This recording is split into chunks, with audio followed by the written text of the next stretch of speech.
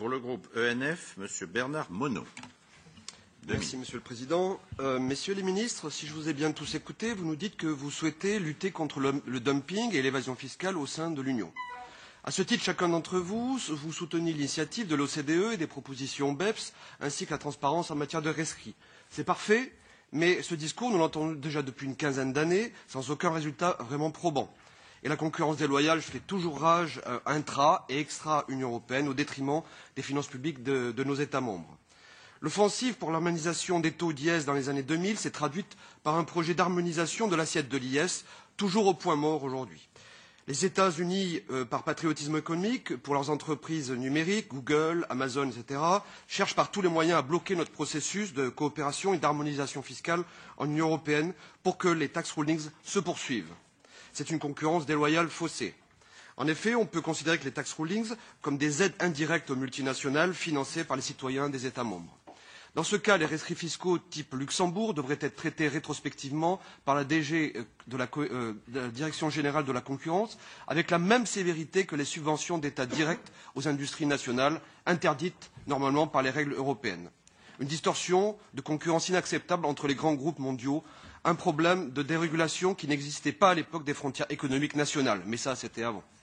Le problème actuel de cette commission taxe, en dépit du sérieux et de la détermination de notre président et de son équipe, c'est qu'en fait, elle n'a aucun pouvoir de coercition. Les multinationales, les cabinets d'audit et les responsables politiques comme M. Juncker sont dans une impunité totale et manquent de respect à l'institution du Parlement européen.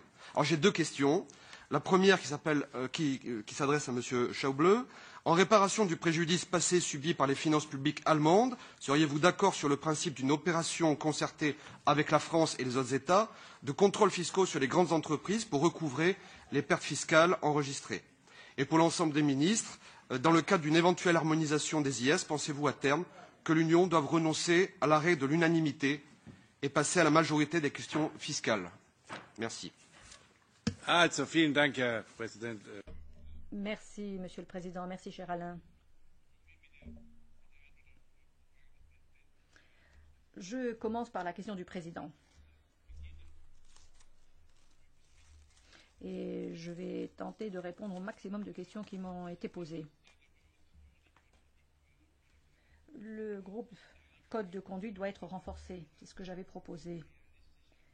En effet, j'estime qu'il est réaliste de penser qu'il pourra avancer. Mais j'appuie la proposition de Juncker et je souhaite faire un pas en avant. Donc la réponse serait oui. Je passe maintenant à la première question, celle posée par Madame le rapporteur, Madame Ferreira. Pourquoi n'avez-vous rien fait jusqu'à présent? Mon prédécesseur au ministère des Finances en Allemagne voulait envoyer la cavalerie au Luxembourg ou autre. Et la réponse du Premier ministre luxembourgeois à l'époque, on a dit « Oh, vous savez, on a déjà eu des soldats ou des troupes allemandes au Luxembourg. On n'a pas vraiment besoin. » Donc je dirais qu'il y a une certaine réserve, une certaine réticence dans les rapports entre États membres. Il y a des limites. Mais nous avons fait un effort. Monsieur Torra nous a interrogé. Le renseignement contraignant, c'est autre chose. Mais il relève, au titre de la définition internationale, d'une notion plus large de rescrits fiscaux. Moi, nous répondons à toutes les questions. Nous avons mis toutes les réponses à disposition de la commission parlementaire et de la commission européenne sur les rescrits fiscaux. Par ailleurs, que ça plaise ou pas, vous savez, moi je suis parlementaire depuis très très longtemps, peut-être depuis plus longtemps que beaucoup d'entre vous, donc soyez prudents si vous voulez entrer en concurrence avec moi en ce qui concerne la durée. Parfois il y a des limites qui sont posées par la Constitution, par le droit. Et on se dit, mais enfin je suis compétent, on souhaite résoudre le problème, mais non, il y a ces limites. Et en Europe, nous sommes liés par les traités.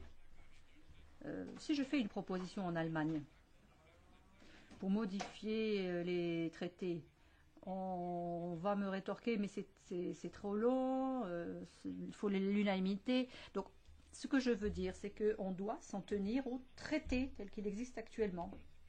Et en Allemagne, je dois respecter la constitution allemande. Ça n'est pas un problème seul purement allemand. Mais vous savez, la fiscalité, c'est une compétence régionale. Les Länder sont compétents. Ça remonte à 1949, les Alliés qui ont souhaité créer une république fédérale. Ce sont les régions qui sont compétentes en matière de fiscalité. Ça, c'est lié à l'histoire allemande. On a voulu un État central faible et on a voulu renforcer les régions. D'où pas de compétences fiscales au niveau fédéral, mais seulement au niveau régional, au niveau des entités fédérées. C'est l'histoire, c'est comme cela. Et du coup, pour les rapports pays par pays, eh bien, je suis tributaire de l'assentiment des régions et des Länder, et eux, jusqu'à présent, ils ne veulent pas. Et puis, il y a la deuxième chambre, le Sénat aussi, qui a son mot à dire. Bon, je ne suis pas venu ici pour me plaindre, mais pour répondre. Et pour vous expliquer pourquoi ça dure plus longtemps qu'on l'espère parfois et où sont les résistances. Alors, chers collègues, je comprends votre impatience et je la partage en partie. Mais au cours des dernières années, nous avons avancé dans la lutte contre l'évasion fiscale. Et nous avons avancé au cours des 5 dernières années de façon considérable dans ce processus. Le problème, c'est la globalisation, la mondialisation qui accélère les processus. Est-ce que nous serons aussi rapides? La numérisation de l'économie, comment est-ce que nous allons appréhender cela d'un point de vue fiscal? Là aussi, c'est de nouveau des défis. Les choses avancent, évoluent, et il faut garder le rythme, suivre le rythme. Il y a quelques années à peine, personne n'aurait pensé que l'on pourrait avoir un échange automatique de données. Or, il existe actuellement avec beaucoup de pays sur la planète et à partir de 2017, il sera mis en œuvre.